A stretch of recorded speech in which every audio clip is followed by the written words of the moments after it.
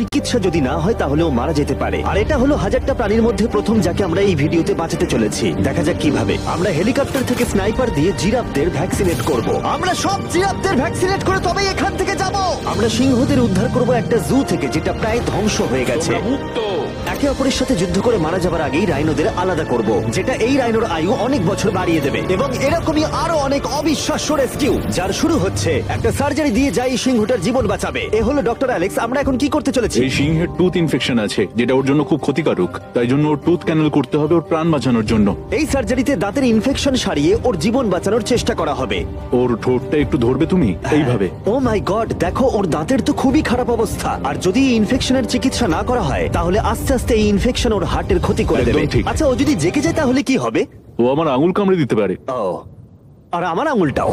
হ্যাঁ, হয়ে গেছে, ও একদম ঠিক আছে। চলো ওকে মুক্ত করো। এখন সিংহটা সুস্থ আর স্বাভাবিক। এখনো এরকম 999টা প্রাণীর জীবন বাঁচানো বাকি। আমাদের পরের মিশন হলো কিছু রাইনোর জীবন বাঁচানো। এই বিশাল জায়গায় আমরা ওদেরকে খুঁজে বার করে ট্র্যাঙ্কুলাইজ করব আর ওদের স্থানান্তর করব। আমরা এখন রাইনোদের খুঁজে বেড়াচ্ছি। ওদিকে চ্যান্ডলার রয়েছে আকাশে। আমি হেলিকপ্টারে করে চারিদিকে ঘুরে বেড়াচ্ছি। যদি কোনো রাইনো দেখতে পাই তাহলে আমরা তাকে রেস্কিউ করব। এখানে শক্তিশালী রাইনোরা দুর্বল রাইনোদের তাড়িয়ে দেয়, কিন্তু যেহেতু এই এলাকার চারপাশটা বেড়া দিয়ে ঘেরা আছে তাই দুর্বল রাইনোরা এখান থেকে কোথাও যেতে পারে না, আর তার ফলে ওদেরকে মেরে ফেলা হয়। হ্যাঁ, একদমই তাই। তাই প্রথমে আমরা ওদেরকে ঘুম পাড়াবো আর তারপর ওদেরকে এমন একটা জায়গায় নিয়ে যাব যেটা ওদের নিজস্ব জায়গা হবে, যেখানে ওরা বেঁচে থাকার জন্য পর্যাপ্ত খাবার আর জল পাবে। তার ফলে ওরা শক্তিশালী হবে। চলো আমরা কি ওখানে রেস্কিউ করি? ঠিক আছে, ও রাইনো দেখতে পেয়েছে। চলো চলো চলো। তো আমার কাছে ট্র্যাঙ্কুলাইজার গান আছে। আমি এটা মেরে ওকে ঘুম পাড়িয়ে দেবো যাতে আমরা ওকে সুরক্ষিতভাবে ধরতে পারি। আমরা পেরেছি। চ্যান্ডলার রাইনোকে হিট করেছে। চলো চলো। একটা রাইনো ঘুমিয়ে পড়েছে, পরেরটা দেখি। Chandler, good shot. প্রথমেই আমরা ওর অ্যান্টি পোচিং কলারটা খুলে নেব, আর সেটা এইভাবে হবে। এই কলারটা রাইনোর স্পিড ট্র্যাক করে, আর এর ফলে ও স্থানীয় জায়গাতেই থেকে যায়। যদি হঠাৎ রাইনো খোলামেলা জায়গায় দৌড়তে শুরু করে যখন চারপাশে কোনো প্রাণী নেই, তখন আমরা জানি শিকারীরা ওকে মারার চেষ্টা করতে পারে। আমরা চেষ্টা করব যাতে এই রাইনোদের আয়ু অনেকটাই বেড়ে যায়, কারণ ওদের সংখ্যা খুব একটা বেশি নয় পৃথিবীতে। হ্যাঁ, তোমাকে অনেক ধন্যবাদ, এটাই আমার বলার ছিল। তাহলে এটা হলো একটা মাইক্রোচিপ, যেটা আমরা ওর শিংয়ের ভেতরে ঢুকিয়ে দেব। তারপর সেটা আঠা দিয়ে আটকে দেব। এবার যদি কোনো শিকারী ওকে বেআইনি ভাবে মারার চেষ্টা করে তাহলে কালোবাজারে ওর শিং বিক্রি করার সময় আমরা ট্রেস করে ওদেরকে ধরতেও পারবো। এবার এই রাইনোকে এমন একটা জায়গায় নিয়ে যাওয়া যাক যেখানে বড় রাইনো একে মারতে পারবে না। আমি জানি এটা দেখে বড় অদ্ভুত লাগছে, কিন্তু এটা এই রাইনোর আয়ু অনেকটাই বাড়িয়ে দেবে। চলো ওকে ভেতরে ঢোকাও। এটা তোমার ভালোর জন্যই। ভিতরে ঢোকো। আমরা এমন একটা সুরক্ষিত জায়গায় এখন রয়েছি যেখানে এই রাইনোকে কেউ তাড়াবে না আর মেরেও দেবে না। ঠিক আছে, আমরা এখন থেকে ওকে হিপো বলে ডাকবো। হিপো? ও তো রাইনো। হ্যাঁ, কিন্তু ওর নাম হিপো। ওকে আমি ডাকবো হিপো দ্য রাইনো। ঠিক আছে। ঠিক আছে, হিপো দ্য রাইনো, তোমার জীবন ভালো কাটুক। আমাদের এখনো অনেক প্রাণীদের জীবন বাঁচাতে হবে। আর অন্যদিকে আমার বন্ধুরা যখন দুটো ছোট রাইনোর জীবন বাঁচালো, তখন এদিকে আমরা নজর দিলাম একটু লম্বা প্রাণীর দিকে। জিরাফস। নাও ভ্যাকসিন। আমরা ওদেরকে ভ্যাকসিন শুট করলাম। দারুণ। রাইনোদের ট্র্যাঙ্কুলাইজ একটু আলাদা ছিল, কারণ এই হাই পাওয়ার্ড এয়ার রাইফেল গুলো এই জিরাফের শরীরে একটা বড় সিরিঞ্জ ঢুকিয়ে দেয়, যেটাতে রয়েছে জীবন বাঁচানোর ওষুধ। তোমাদের ভ্যাকসিন এনজয় করো, দিন তোমাদের ভালো কাটুক। ওরা পালাচ্ছে কেন? আমরা তো ওদের জীবন বাঁচাচ্ছি। এই গোটা ভিডিওতে আমরা হাজারেরও বেশি প্রাণীদের জীবন বাঁচাবো, কিন্তু আমার মনে হয় জিরাফদের এটা কেউ বলেনি, কারণ ওরা এটাকে আরো কঠিন করে তুলছিল। জিরাফ, আমি তোমাকে ভ্যাকসিনেট করার চেষ্টা করছি। এটা তোমার জন্য ভালো, সত্যি বলছি। জিরাফ, ভ্যাকসিনটা নিয়ে নাও। আরে ও তো অনেকটা দূরে চলে গেল। মনে হচ্ছে আমাদের ট্যাকটিক্স এবার বদলাতে হবে। যেহেতু এই অঞ্চলটা আয়তনে বিশাল, তাই এটাই হলো সবচেয়ে সহজ পথ যাতে ওরা ভ্যাকসিনেট হয়। যদি ওখানে জিরাফদের কোনো কঠিন অসুখ হয় তাহলে কি ওরা মারা যেতে পারে? হ্যাঁ, 100% ওরা মরে ও, যাবে। তাই নাকি? হ্যাঁ। ও মাই গড, চলো আরো জিরাফের প্রাণ বাঁচানো যাক। ওই দেখো, ওখানে আরেকটা রয়েছে। আর সব জিরাফদের ভ্যাকসিনেট না করে আমরা এখান থেকে যাব না। যদিও এখানে বাতাস অনেকটা বড় প্রতিবন্ধকতা। তুমি এখন ওষুধ পেয়ে গেছো, ভালো থেকো। আমি আরো সাহায্য চাইলাম যাতে যতটা বেশি সম্ভব প্রাণীদের আমরা বাঁচাতে পারি।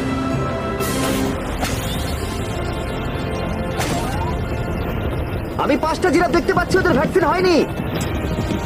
আর 4টে জিরাফের ভ্যাকসিন বাকি। 3টে জিরাফের বাকি। ইয়ে! শেষের জন্য একদম সামনে আছে। দেখো, 5 জনকে দেওয়া হয়ে গেল। আমরা ওদেরকে শুট করছি, যদিও আমরা ওদেরকে মারছি না, ওদের জীবন বাঁচাচ্ছি। ঠিক জায়গায় লেগেছে। যখন আমরা ওখান থেকে বেরোলাম তখন প্রায় 70টা জিরাফের ভ্যাকসিনেশন হয়ে গেছে। তার মানে এখনো অব্দি 74টা প্রাণীর জীবন বাঁচানো হলো। আমরা দেখতে পাচ্ছিলাম আমাদের প্রচেষ্টা ক্রমশই কঠিন হচ্ছে। হ্যাঁ ওটাই তো, একদম সুস্থ হয়ে গেছে। ভাই, কে জানতো জিরাফদের ভ্যাকসিনেশন করা এতটাই মজাদার হতে চলেছে। কিন্তু এখনো আমাদের প্রচুর প্রাণীদের জীবন বাঁচানো বাকি রয়েছে। তাই আমরা সাউথ আফ্রিকায় কাজ সম্পূর্ণ করে চলে গেলাম ইউক্রেনে, যেখানে যুদ্ধ জুগুলোকে ধ্বংস করে দিয়েছে, যেখান থেকে লায়নদের উদ্ধার করে মেকশিফট শেল্টারে রাখা হয়েছে। কিন্তু যেহেতু এখনো যুদ্ধের আশঙ্কা রয়েছে, আমরা ওদেরকে অন্য জায়গায় উড়িয়ে নিয়ে যাব। তাই আমরা এই বিশাল কার্গো প্লেনটা নিয়ে এসেছি, যাতে আমরা ইউক্রেনের সীমানার বাইরে এই প্রাণীগুলোকে উড়িয়ে নিয়ে যেতে পারি।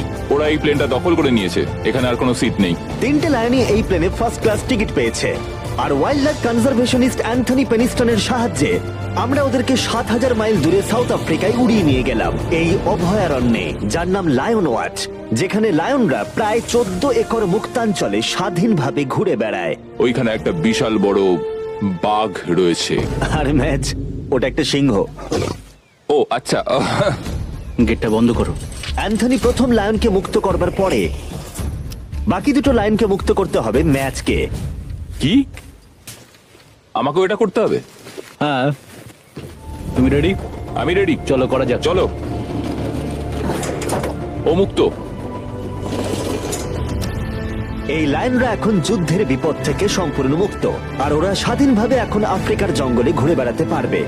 এর পাশাপাশি সমস্ত প্রাণীদের জীবন বাঁচানোটাই গুরুত্বপূর্ণ। এই ভিডিওটা সম্পূর্ণ হবে না যদি না আমরা 100টা কুকুরের জীবন বাঁচাতে পারি। বেশিরভাগ ডগ শেল্টার গুলোই প্রায় ভর্তি, আর যদি এখানে ওরা দীর্ঘ সময় ধরে নিজস্ব বাড়ি না পায়, তাহলে ওরা জায়গার অভাবে একে অপরকে মেরে ফেলতেও পারে। প্রতি 5 মিনিট অন্তর একটা করে কুকুর এই অ্যানিমাল শেল্টার গুলোর মধ্যে মারা যায়। তাই এখনই আমরা 100টা কুকুরের অ্যাডাপ্টেশনের ব্যবস্থা করব। কেমন আছো বলো? হ্যাঁ ভালো ও আছি। হেই, তোমাকে আমার পছন্দ হয়েছে। তাহলে তুমি কুকুর নেবে? কি ধরনের কুকুর তোমরা খুঁজছো? আমরা একটা ছোট্ট বাচ্চা খুঁজছি। ও, একটা ছোট্ট কুকুর। দেখো ও তোমার কাছে আসতে চাইছে। পছন্দ হয়েছে? আ, পাপ্পিকে হাই করো। তাহলে একে তোমরা অ্যাডাপ্ট করছো? হ্যাঁ। তুমি এই কুকুরটার সাথে রোজ খেলবে তো? হ্যাঁ। আর ওকে খুব ভালোবাসবে? কথা দাও।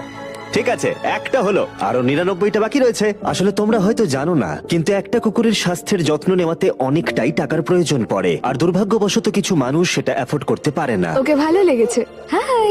আর সেই জন্যই আমি একটা গুড নিউজ ওদেরকে শোনাতে চাই। এখানকার প্রত্যেকটা কুকুরের মতোই এর মেডিকেলের খরচ আর এর অ্যাডপশনের ফি তোমাদের দিতে হবে না। ও ওয়াও। হ্যাঁ, তোমরা একে সম্পূর্ণ বিনামূল্যে বাড়ি নিয়ে যেতে পারো। ও মাই গড। Thank you. কোনো থ্যাংক ব্যাপার ইউ। নয়। এটা দেখতে সত্যিই খুব দারুণ লাগে যে অনেক কুকুর তাদের নিজেদের বাড়ি খুঁজে পাচ্ছে। তুমি এদেরকে কি করে না বলবে বলো তো? খুব কিউট। কতদিন ধরে কুকুর খুঁজছো? 3 থেকে 4 মাস হলো। ও একদম ঠিক আছে। ও সত্যি খুব সুন্দর। তোমরা একে বাড়িতে নিয়ে যাবে? হ্যাঁ।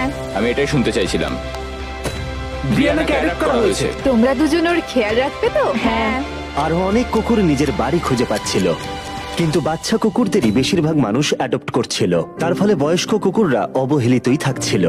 যেমন ব্লু, এই কুকুরটার বয়স 10 বছর। এখনো সে একজন ভালো মালিকের অপেক্ষায় রয়েছে।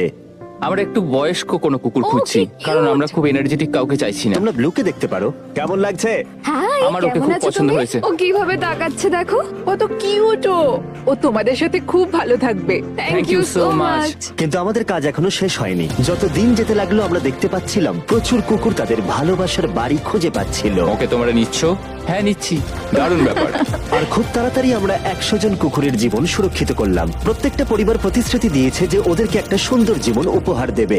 এরপরে আমরা এক্সোটিক মিনিয়েচার হর্সদের জীবন সুরক্ষিত করলাম, কারণ এই সমস্ত ছোট ঘোড়াদের নিলামে বিক্রি করা হয় এদের মাংস খাবার জন্য। আর আমি দুঃখিত, কিন্তু এই সমস্ত মিষ্টি প্রাণীদের আর আমি এভাবে মরতে দেব না, তাই আমি এদেরকে কিনে নিয়েছি।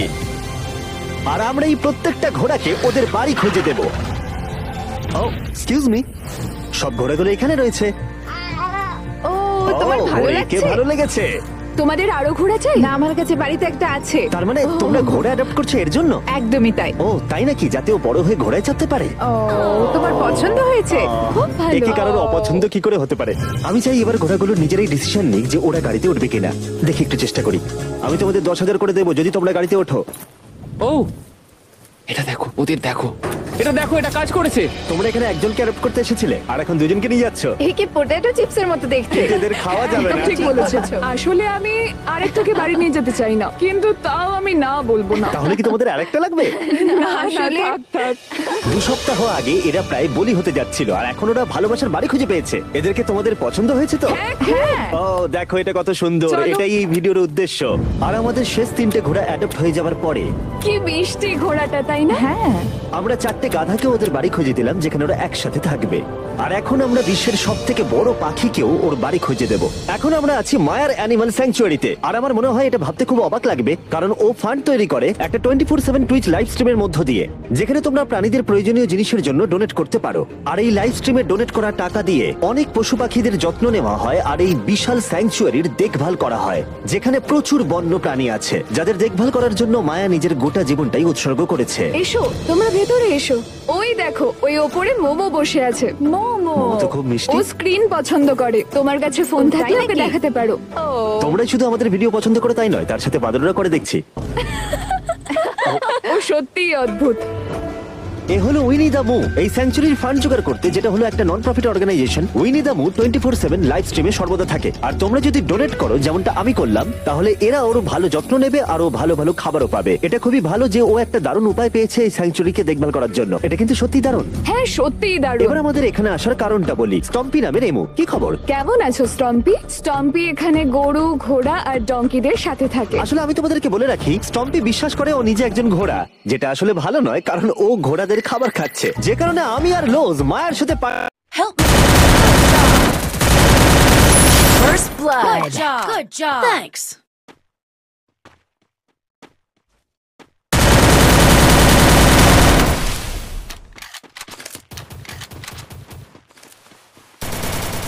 Double kill. Help me. Double kill. Triple kill.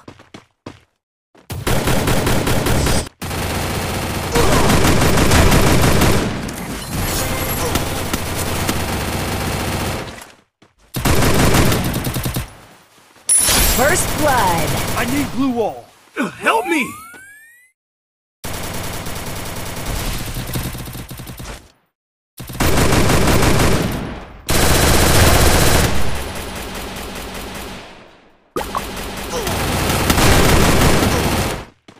Help me.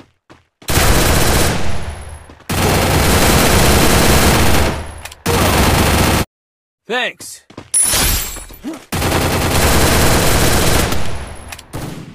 Help me! Double kill.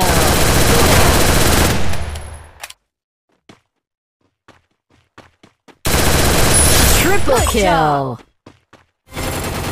First blood.